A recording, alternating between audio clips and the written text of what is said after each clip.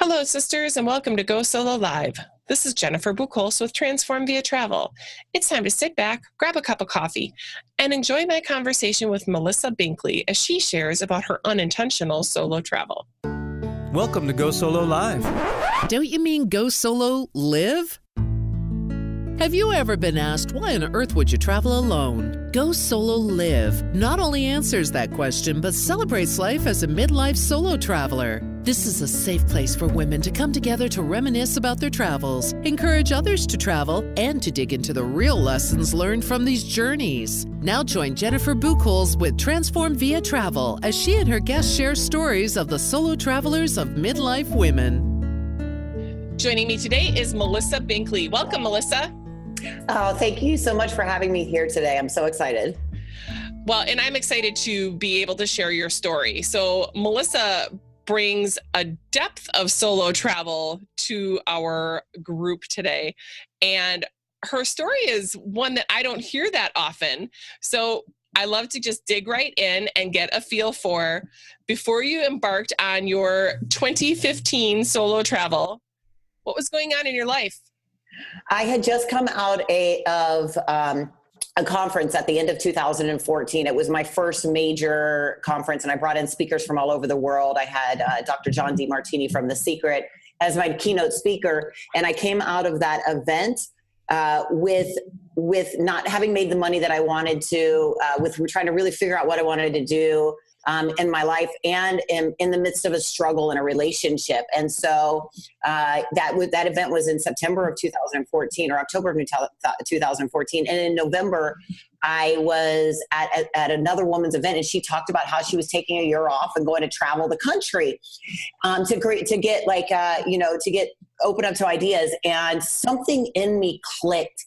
And my lease was coming up at the end of February of 2015. And I looked at my partner at the time, and I told her, I said, I'm done. I want out. I want to go travel. I had started from that, because of that conference, had started picking up national speaking events. And so instead of flying to a national speaking event, I said, I'm just going to go to that city and stay there for the whole month.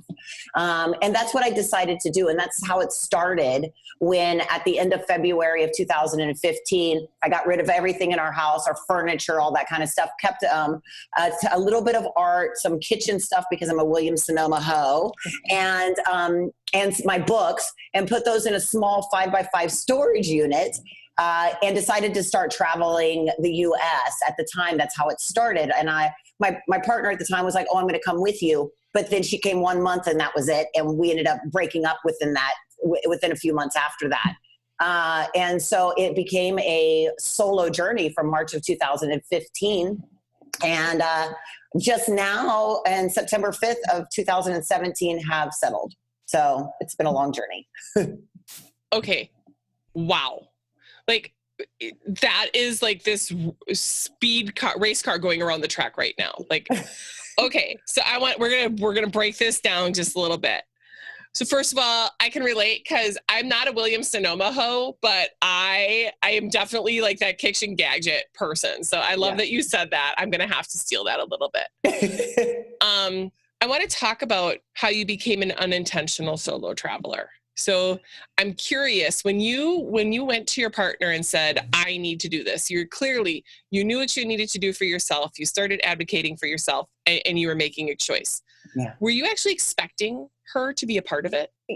So honestly, if I can be honest with myself now, no. Back then I said that I was, but I was already done with the relationship at that point. And it was a way for me, it not only was it the beginning of my really deep spiritual journey, like the next step in my spiritual journey, but it was an awakening. I call it coming back to finding home. Like, I wasn't allowed to find home again, like literally a physical home, until I found my own home within myself. And this was the start of that journey of needing to figure out who I was in my home. And so I gave her the opportunity, because at that point in my life, I wasn't strong enough to walk away yet. And so I gave her the opportunity to do that, knowing her personality, that I would get what I wanted and she would not follow. because I needed to be away from her so that I could start doing this work on myself. Because with the work that I do, I'm a spiritual leader and a teacher, and I'm on stage teaching transformational work, and my conferences were all about healing and transformation. But I was going through my own stuff. Like, I was deeply going through some really deep stuff that I needed to work on. And my relationship was in a place where it was not helping me to move any more forward in my life. And so it was unintentional to the world, as in I was trying to start traveling with my partner. But if I was honest with myself on the inside, I was totally trying to do it for me and by myself. But that makes so much sense. So part of that is you were allowing that relationship to come to a natural closure versus, drawing this line and, that's saying, okay, I'm out, I'm going. So there's a lot that makes sense to that. But I think there's a lot of people. So you kind of knew, even if you allowed her to be a part of it, but there's a lot of people who become an unintentional solo traveler. Yeah. And whether it's because a friend cancels on them, or they just literally can't, it's their calling to go do something, whether it's a place or, what they need to advocate for themselves. And they're not finding anyone who can even commit to the time, the money, whatever that is. And so they get to that place where they're like, well, then my only option is to just go alone. And yet then there becomes so much that we get out of that. That's exactly what happened to me. So fast forward the story a little bit to May of this year. I was headed to India and Nepal and Indonesia for what was supposed to be so it was supposed to be a short amount of time, and it was supposed to be with my partner was going to come visit me for my birthday. My daughter was coming for a whole month to travel with me. I had 7 or 8 friends that all had flights and tickets that were going to come for my birthday. And so I had all of these people that I wasn't going to be solo travel at all. I was headed to India to speak at a conference. And from that conference, I was going to go to see the Dalai Lama. Then I was coming back to California to see my girlfriend. And then I was going to head back over to Indonesia. Well, 2 days before I left for India, my girlfriend at the time, my new girlfriend, she broke up with me. And so I ended up going to India and staying in India and Nepal and Indonesia for 4 months and said, screw it, I'm not coming home. My daughter ended up not coming over because she's in college, and all of my friends, broken foots, mother died, you name it, everything that you could imagine happened to all of them. So unintentionally, 4 months of solo by myself, and the most deeply transformational time in my life was the last 4 months of my trip, which was from May of 2017 until August of 2017. And it wasn't until after I came back from that I finally found home again, because I actually literally had a visceral shift in my life where everything finally just came into an alignment. And it was one of the most incredible parts of my experience. And then coming back from that, my partner that had broke up with me, my girlfriend, her and I actually got back together. So it was like the universe said, you have to do this by yourself. And I'm taking everything, stripping everything out of your life so that you can finally get to where you need to be, because I'm a nurturer, I'm a Cancer. So I take care of everyone. And so if somebody's showing up, whether it's a friend, my daughter, my partner, I'm going to take care of them. And the universe said, no, this is your time to do what you need to do for yourself. Well, and that says so much. There's so much in that. So one of my claims is that I never have felt more at home with myself as when I travel alone. Yeah. And so you talk about coming and finding home again, but what does that mean to you? Like, what is that like? How are you defining home now?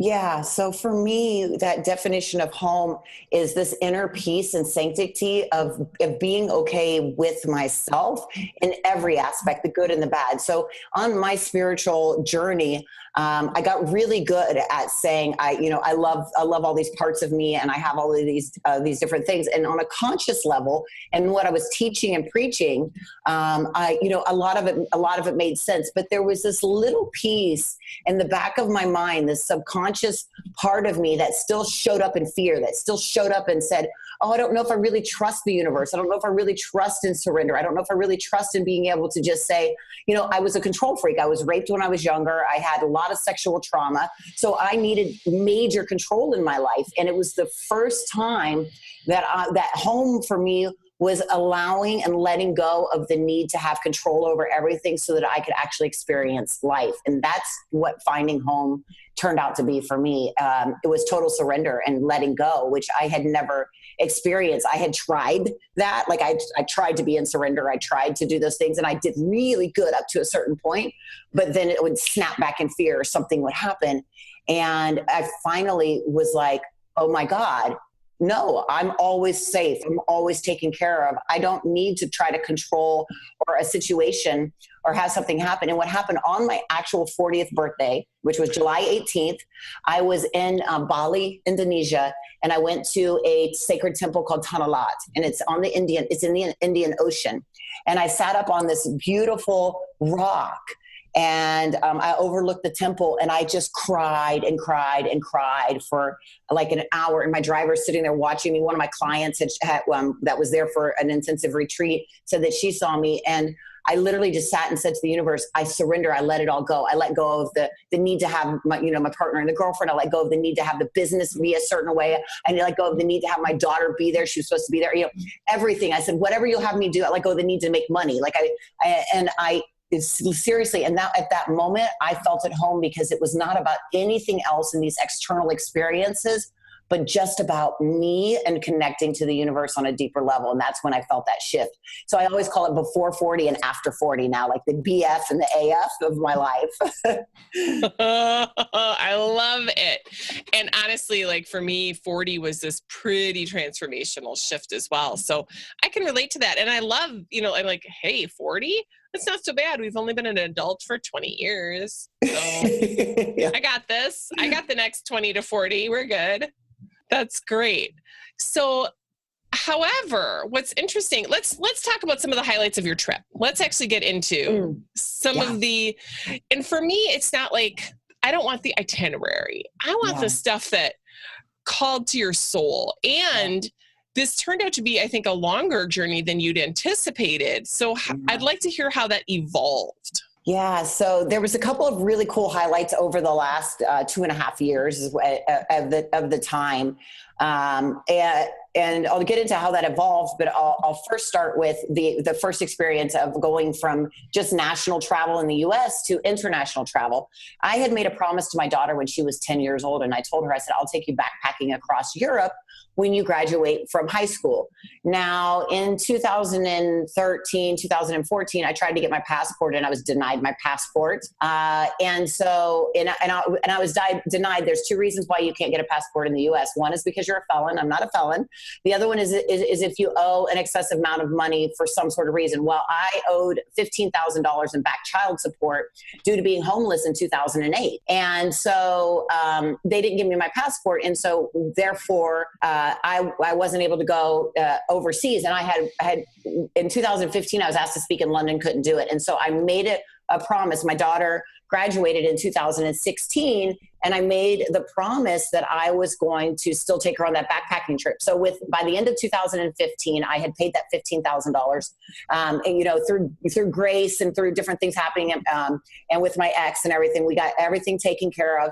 And I was able at the beginning of 2016 to finally get my passport. And so I took her to Europe, and I was speaking at an event in London, and she got to build the itinerary. So we went to 5 countries, and I let her take care of everything except for when we were speaking in London. And we took trains everywhere and got to see, we went from Italy through France to Switzerland. And then we flew up to London and we went to Prague, which if you've never been to Praha, it's incredible. And then we came back down to Italy and went to Rome. And what happened in this journey, at that piece of it, was I went to this spiritual eco society called Damanhur, which is in Piemonte region of Italy, and it's in the mountains. And it was 2016. I had, at that point, when I got to the Europe, I had a COO running my company. I had a bunch of things going on. And within the time that I was in Europe, I nearly went bankrupt and lost my company because of a drug and alcohol binge by my COO and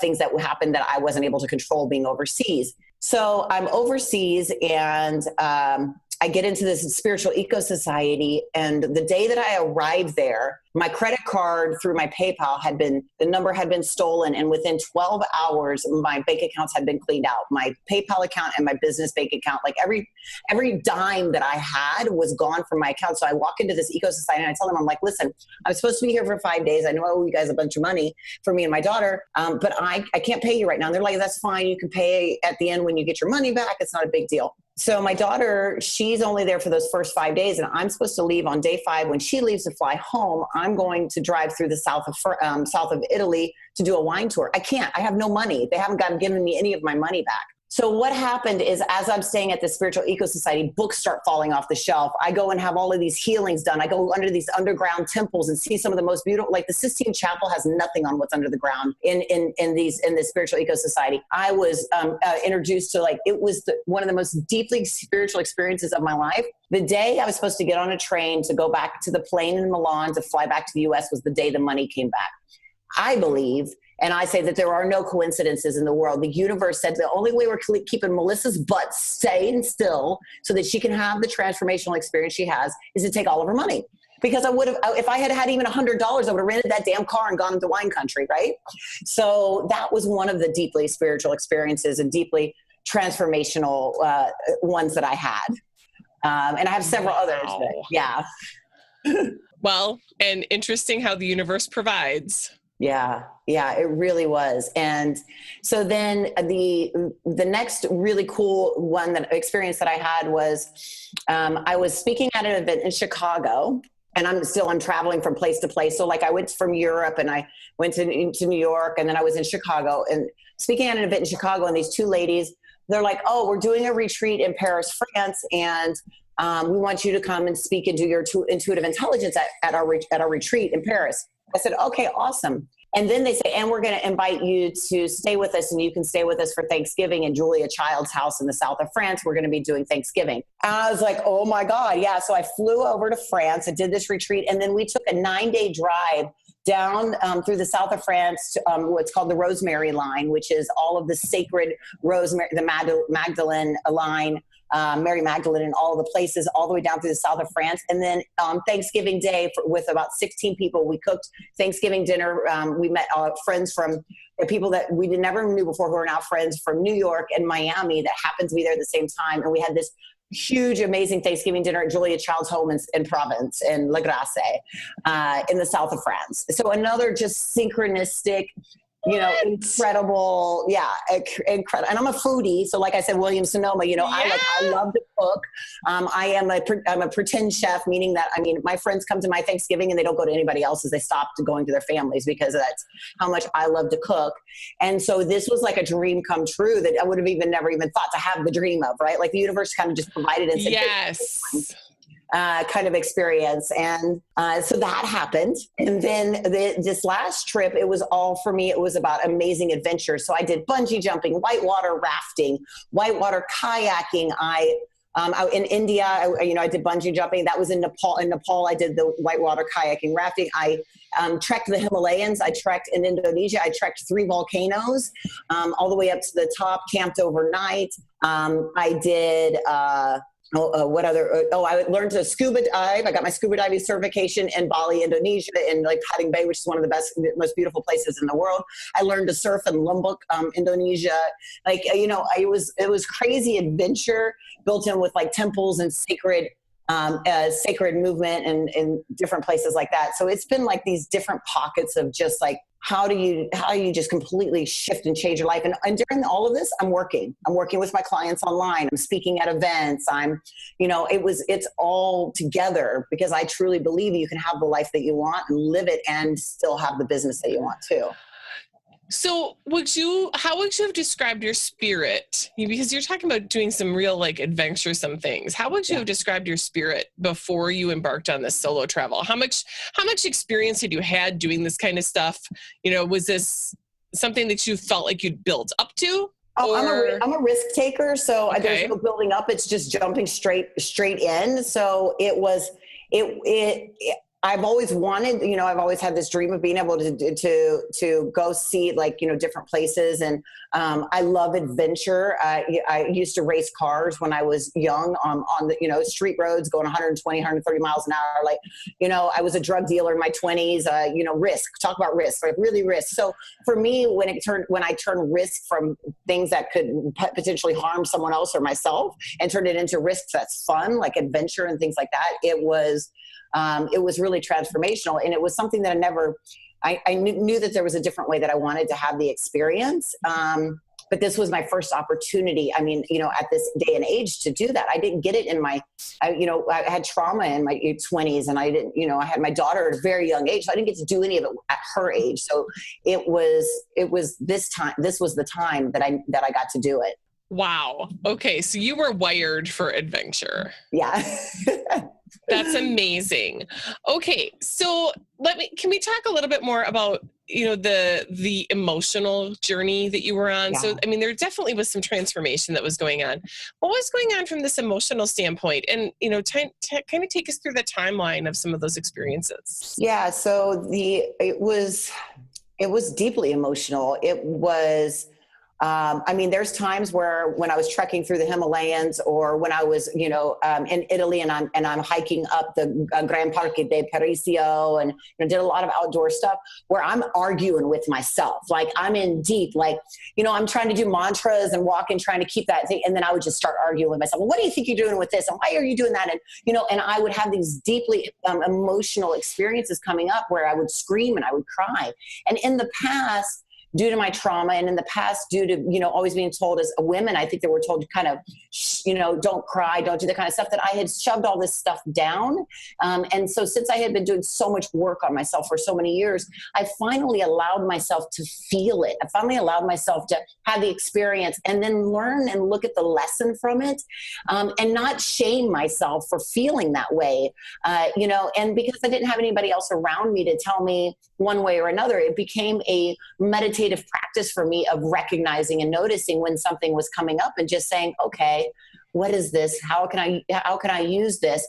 And I've been doing transformational work for years, and I've been teaching it to other people. And so this for me was peeling back the next layer of the next rose petals, I call it, instead of onions, but that next layer of getting to my true core. But there were tons of emotions. I mean, I went from, you would have thought at points I was schizophrenic, because I would go from happy to sad to mad within an hour of walking up a hill, and then be like, yelling at myself, or why are you seeing this? And I started to get to a point where I've been recognizing and seeing my own, you can step out of yourself and start to see yourself and see the emotions. And then I recognize I am not that emotion. I am not who that is. And so that gave me an experience. But I mean, there were times where I was so joyously happy that I would just cry. And then there were times where, I would have to pull myself up by my bootstraps and just be like, it's hard. It's hard. Like I'm a nurturer and a very loving creature. And when you embark on whether it's intentional or unintentional solo journey, you're with yourself. Like, I don't care how many, and I meet everybody. I'm a social freaking butterfly, and I met everybody everywhere that I went, and they all loved me, but it's just you.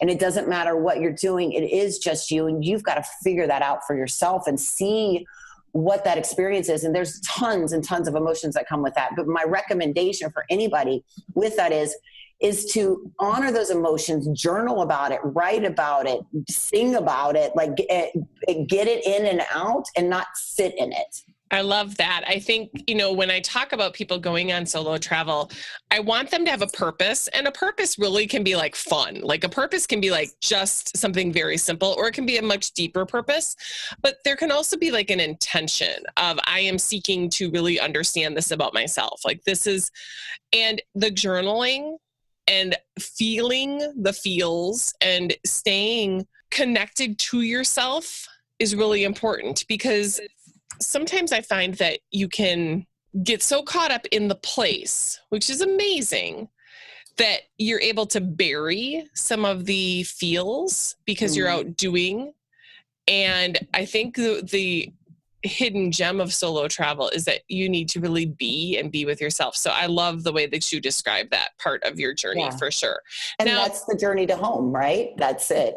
You're absolutely right. So I loved though, this is kind of like the doctor heal thyself. So you are a practitioner of some of this kind of work. Yeah. And so you applied those concepts to the work, that you were doing on yourself. Mm-hmm. What was the benefit as well as what was some of the challenges related to that part of this? So the benefit is that it allowed me to be better at what I do for other people, right? I've created, I have the Intuitive Intelligence Academy, and I've created a process that works with healing trauma. I have trauma from my own life, and I work now with trafficking organizations and doctors and social workers and different things around the world teaching intuitive intelligence, which is based on quantum physics, neuroscience, psychology, and ancient wisdom tradition. And by being able to do that for myself, I was able to see how I could help other people in a better aspect of really creating, if I can heal and change myself, I can help other people do the same. And so that was a benefit for me. The challenge is, and I think it's a challenge for everyone, is how truthful are you really with yourself? Like I had to get really real with myself, because there was a place where, like I'm looking at the relationships in my life. I'm like, do I really want this relationship because I'm in love with this person, or do I want it because because I want to have the feeling of being in a relationship, like breaking things down. And then there was a point, and it's so funny. I just opened up my journal, and the last day on the last page from July 8th of this year, because I had to start a new journal, I read it for the first time like last week. And I was like, oh, because it was like cuss words and like, I used blah, blah, blah, blah. And I was mad. And it was me being honest with it instead of covering it up and saying, it's okay to be angry. It's okay to do that. So the difficulty in that it was really finally just getting honest with myself and not doing what I call spiritual bypass of, oh, everything's okay and it's all going to be all right and you just will work through it. But really saying, no, sometimes things aren't, and being truthful with myself. I think we lie to ourselves sometimes and don't even know that we're lying to ourselves. Absolutely. Absolutely. So yeah, this getting real. And I love the journaling part. Now, I am not the best journaler. Like that is not, I don't love writing at all, which is why my blog is like one post. However, I do recognize the value of it. And I think it's really important that we honor, that it captures a moment in time. So I encourage a lot of people to journal because it captures where you are in that moment in time, in the moment.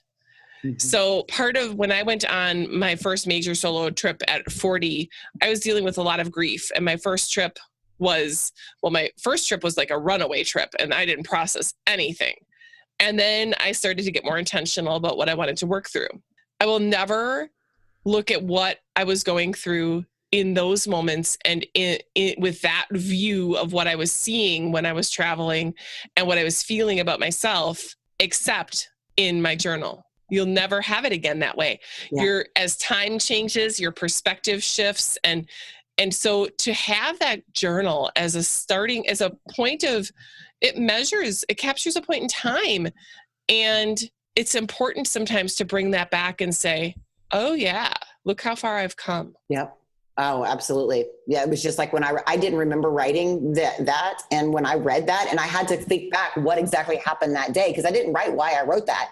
I had to figure out what was it that happened that day that made me that angry. Like I was so upset. And then when I realized what it was, and then when I see where I am now, I was like, wow. But I would have never remembered those emotions or remembered writing because I got it out, right? That's one of the other things about journaling is you don't hold on to it. So your body doesn't end up affecting your body and your stuff because you're actually getting it out. So I didn't hold on to it. I didn't remember that I had that. But if I hadn't done that, it would still be in me somewhere and I would be having to deal with it and not knowing what the heck it was. That's exactly right. And that's, there's so many techniques that can go along with the writing, but it's really more of this process of getting it out, being clear about what it is. And then you can choose what to do with it. You can choose to hold on to it. You can choose to let it go literally, meaning, it's out of you, or you can actually like burn it or something symbolically. But all of those steps in this process help us. I think about solo travel as a way to uncover, recover, and discover. And I like that. And I think that some of that journaling is partly about the uncovering, like what are my real feelings, and giving yourself time to dig in. And then the recovery, like when I was traveling, I wrote a letter to my ex. I never needed to send it, but it was all of the feels that I needed to get out to be done. Yep. I did a few of those. Right? Yeah. And then the discover is like, so now I have possibilities for the future. Like I'm letting all that garbage out. I'm letting all of that go away.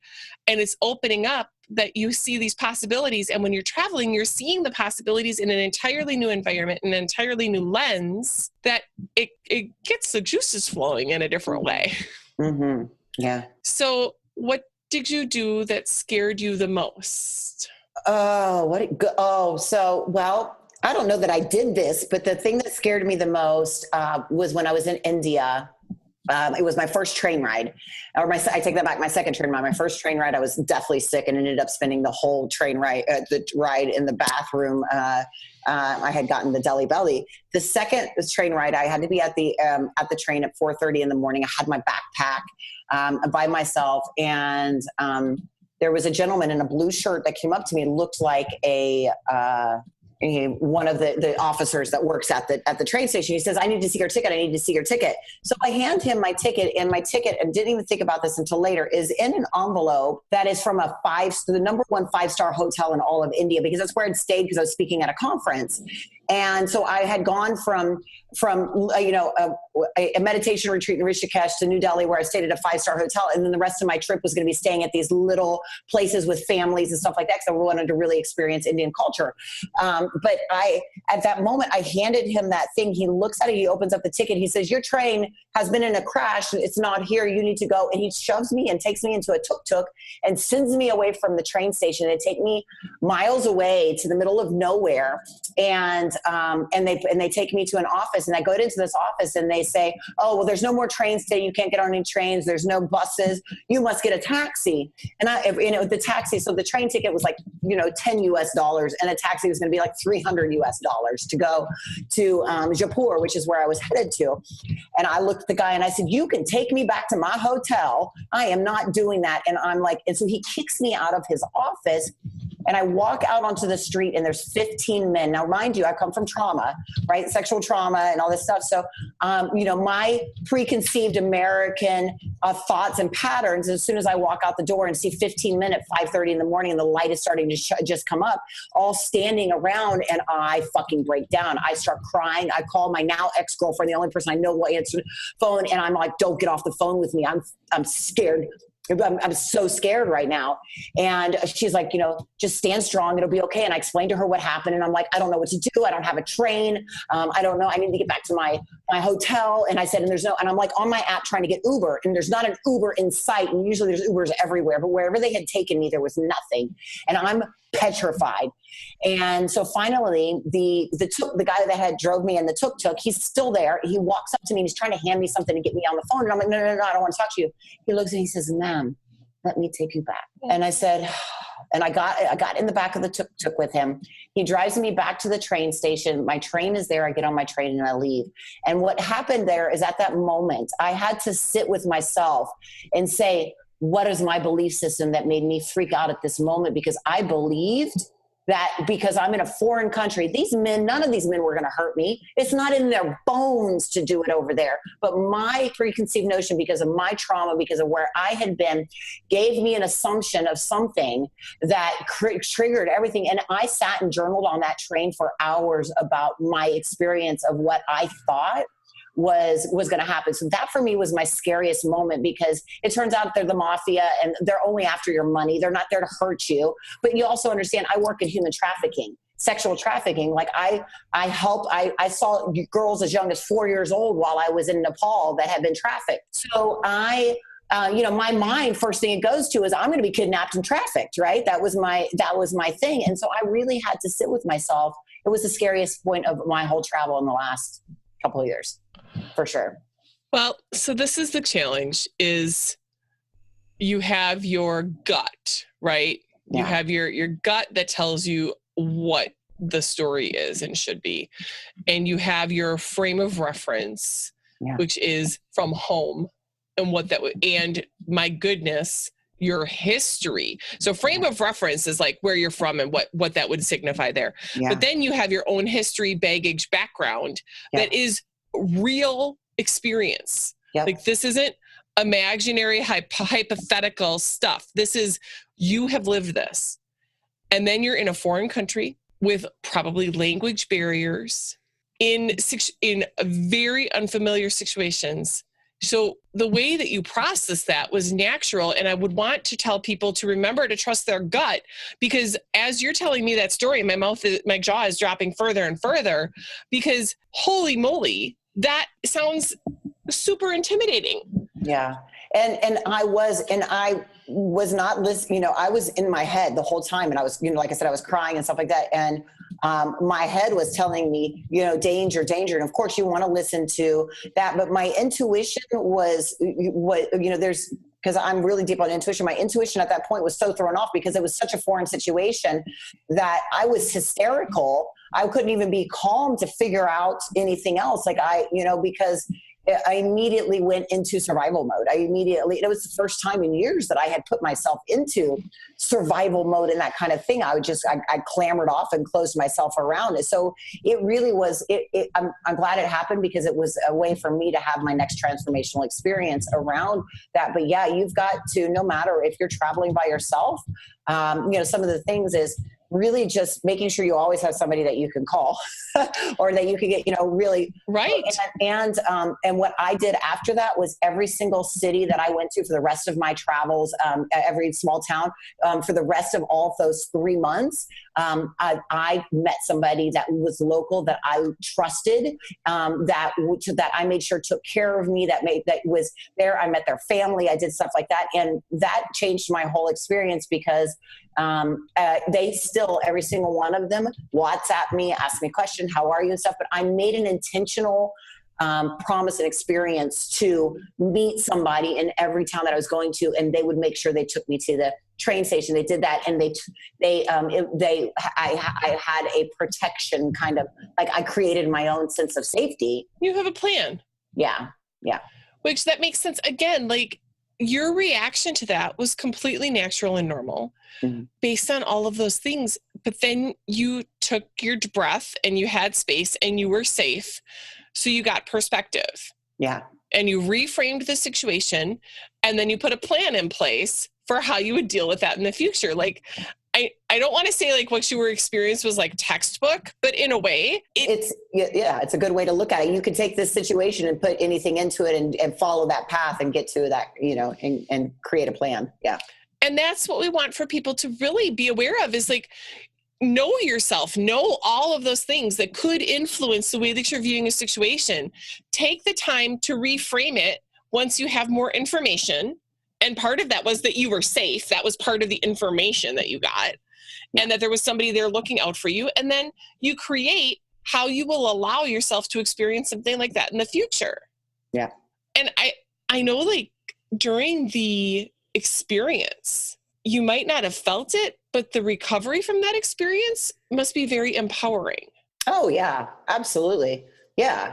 It definitely is. Anytime you are in a place where you are challenged to your core, or you have something that brings you to that, the only way that when you recover is you do become more empowered, and that gives you another level of where you stand. Like, you're always moving up. I call it the spiral, but you're spiraling upwards in this aspect that you'll never be at that same place again. And it is very empowering to be like, oh no, I know I'm okay. I was able to take care of this. And then, I see and I saw things in a new light. I saw society differently. I saw all those things. And so I was like, I'll never be able to go back to who I was before. And that is it. It's exactly it. It's a confidence builder. And you now have a new tool in your toolkit that you are prepared to use when necessary. And you can also help enlighten other people, as you've done by sharing this story today. Yeah. So I love that. Yeah, I would really love, before we even start into like wrapping up, because we're doing great for time today. Like we've covered a lot. Mm-hmm. I would love for you to share not just about your work, but talk about the intuitive side of you and how that led you through your travels and some of the choices you were making as you were traveling. And then we'll come back and talk about your work. Great. So I believe that intuition is the basis for it all. Like when I speak about intuition, intuitive intelligence, things like that, it's not just this inner knowing that we have in ourselves, but it's literally learning how to connect to what I call the God field, the collective unconscious, the divine matrix, the connection with all of humanity that we all have the ability to connect to, and to use that as your guide. When you can tap into that field, and when you can tap into this experience of yourself, your knowing of yourself, but even on a deeper level, how does that experience connect to the rest of society and the rest of time? We stand in all time exists right now.